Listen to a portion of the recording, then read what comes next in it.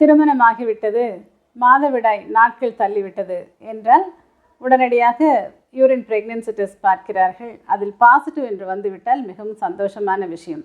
மருத்துவரை என்று பார்க்க வேண்டும், எவ்வளவு காலம் கழித்து பார்க்க வேண்டும் என்பதை பற்றின ஆராய்ச்சிகள் எல்லாம் வீடுகளிலே நடக்கும். நீங்கள் எவ்வளவு சீக்கிரம் பார்க்க வேண்டும், அதனால் என்னெல்லாம் பயன்கள் இருக்கின்றன என்பதை பற்றியெல்லாம் இந்த பதிவிலே பார்க்கலாம். நான் டாக்டர் சித்ரா, அஸ்வின் மருத்துவமனை மற்றும் கருத்தரித்தல் மையம். இந்த பிரெக்னன்சி டெஸ்ட் பாசிட்டிவ் என்று வந்தவுடனேயே நீங்கள் வீட்டில் சொல்கிற பொழுது வீட்டில் உள்ள பெரியவர்கள் சொல்வார்கள், எதற்கு அவசரமாக மருத்துவமனைக்கு செல்கிறீர்கள், சிறிது காலம் கழித்து செல்லலாம், 3 மாதங்கள் கழித்து செல்லலாம் என்றெல்லாம் சொல்லக்கூடிய சூழ்நிலையை நாம் பார்க்கிறோம். ஆனால் நீங்கள் எவ்வளவு சீக்கிரம் மருத்துவர்களை பார்க்க வேண்டும் என்பதை பற்றிய முக்கியத்துவத்தை உங்களுக்கு உணர்த்துவதற்காகத்தான் இந்த பதிவு. ஒரு பெண் நாட்கள் தள்ளிவிட்டது, உடனடியாக மருத்துவரை பார்க்க வருகிறார். அப்பொழுது மருத்துவர் உங்களுக்கு என்னெல்லாம் அறிவுரைகள் சொல்வார், என்னெல்லாம் பரிசோதனைகள் எடுப்பார் என்று பார்க்கலாம். அந்த பெண்ணிற்கு 35 நாட்கள் அல்லது 40 நாட்கள் தள்ளி இருக்கிறது, நான் பிரெக்னன்சி கார்டு டெஸ்ட் பார்த்தேன் என்று வருகிற பொழுது அந்த பெண்ணினுடைய முழு விவரத்தையும் மருத்துவர் கேட்பார்.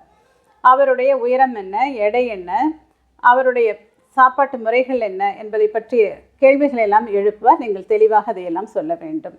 இதற்கு ஏற்ற எடையில் அந்த பெண் இருக்கிறார்களா என்று மருத்துவர் பார்ப்பார். நீங்கள் உடல் பருமனாக இருக்கிறீர்கள் அல்லது சத்து குறைவாக இருக்கிறீர்கள் என்றால் அதற்கான அறிவுரைகளை உடனே கூறுவார். நீங்கள் எவ்வளவு இந்த பிரெக்னன்சியிலே வெயிட் ஏற வேண்டும் என்பதையும் இதன் உங்களுடைய வெயிட்டை வைத்து கணித்து கூறுவார்.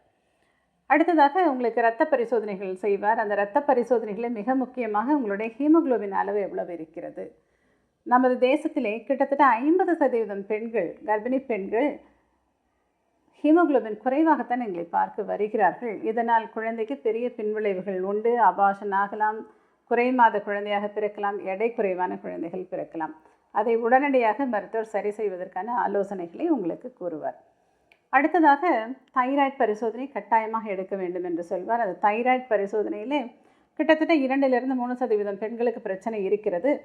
அவளுக்கு 2.5 அளவு மாத்திரமே இருக்க வேண்டும், TSH லெவல் என்று கூறுவார். இதற்கு அதிகமாக இருக்கிறது என்றால் அதற்கு அடுத்த பரிசோதனையை செய்து உங்களுக்கு மாத்திரை சாப்பிட வேண்டுமா என்பதை பற்றி அறிவுறுத்து கூறுவார். இதை இப்பொழுதே நீங்கள் சாப்பிட்டால் அந்த குழந்தையினுடைய அறிவு திறன் அதிகரிக்கும். இல்லை, நீங்கள் லேட்டாக வந்திருந்தால் இந்த வாய்ப்பை நீங்கள் இழந்திருக்கக்கூடும். உங்களுக்கு ஏதாவது கிருமிகள் இருக்கிறதா என்பதை பற்றியும் அவர் பரிசோதனைகள் செய்திருப்பார். முக்கியமாக உங்களுடைய ப்ரெஷர் எவ்வளவு இருக்கிறது, சுகர் எவ்வளவு இருக்கிறது.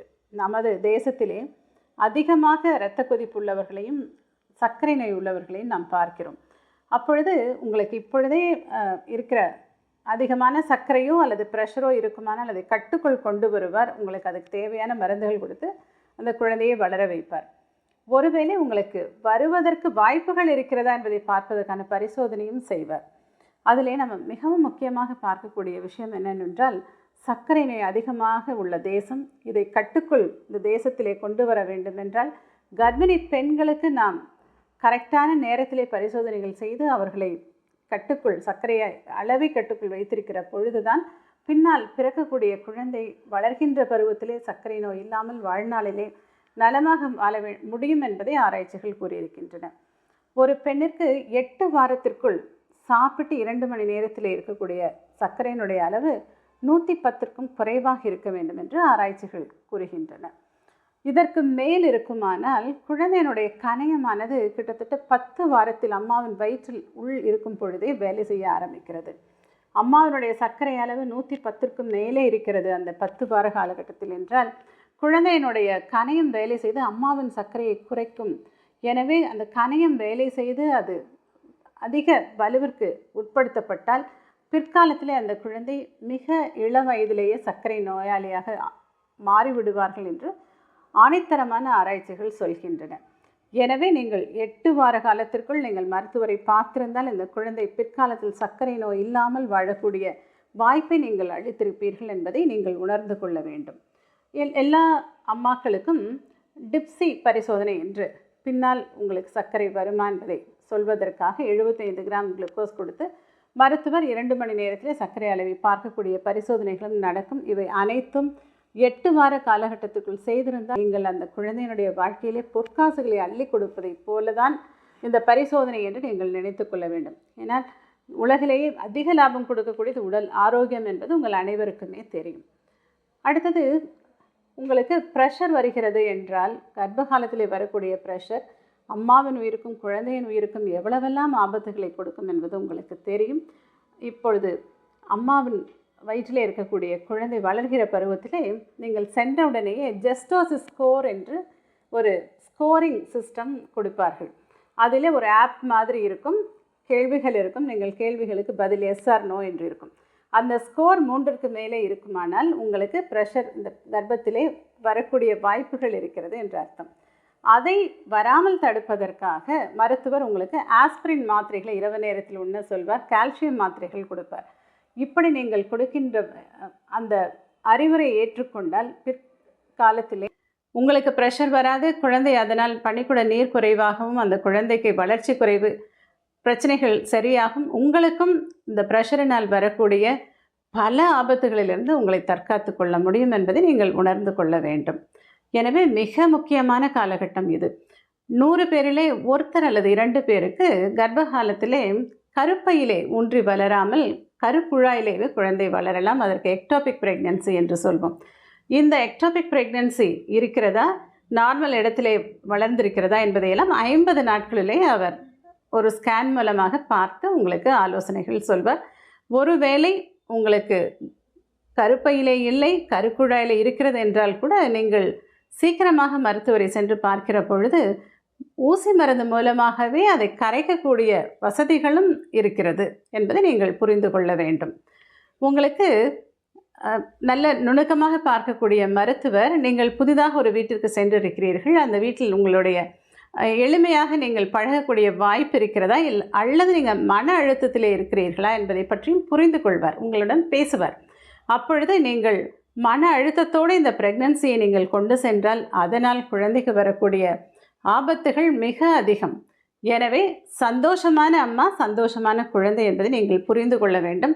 உங்களுக்கு மன அழுத்தம் சார்ந்த ஏதாவது பிரச்சனைகள், ஏதாவது சூழ்நிலைகள், சுற்றுச்சூழல் இருக்குமானால் கட்டாயமாக நீங்கள் மருத்துவரிடம் அதை பற்றி பேசி ஒரு கவுன்சிலிங் பெற்றுக்கொள்வது அவசியமான ஒன்று.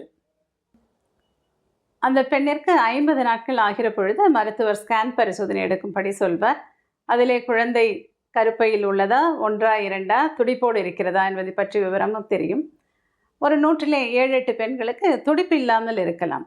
அப்படி இருந்தாலும் அது எதனால் ஆகியிருக்கிறது என்பதை பற்றியும் ஒரு விவரம் மருத்துவர் உங்களுக்கு கூறி அடுத்த பிரெக்னன்சியிலே உங்களுக்கு தொந்தரவு இல்லாமல் எப்படி நல்லபடியாக கர்ப்பம் வரும் என்பதை பற்றியும் உங்களுக்கு விளக்கி கூறவும் நீங்கள் சீக்கிரம் மருத்துவரிடம் செல்கிற பொழுது அது உபயோகமாகத்தான் இருக்கும். ரொம்ப அரிதாக முத்துப்பிள்ளை கர்ப்பம் என்று ஒன்று வரலாம்.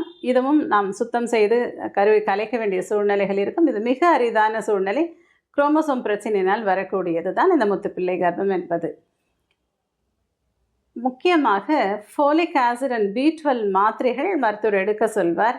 நான் இதை இறுதியாக பேசுவதற்கான காரணம், இந்த மாத்திரைகள் குழந்தையினுடைய மூளை மற்றும் தண்டுவட வளர்ச்சிக்கு மிகவும் உறுதுணையாக இருக்கக்கூடியது.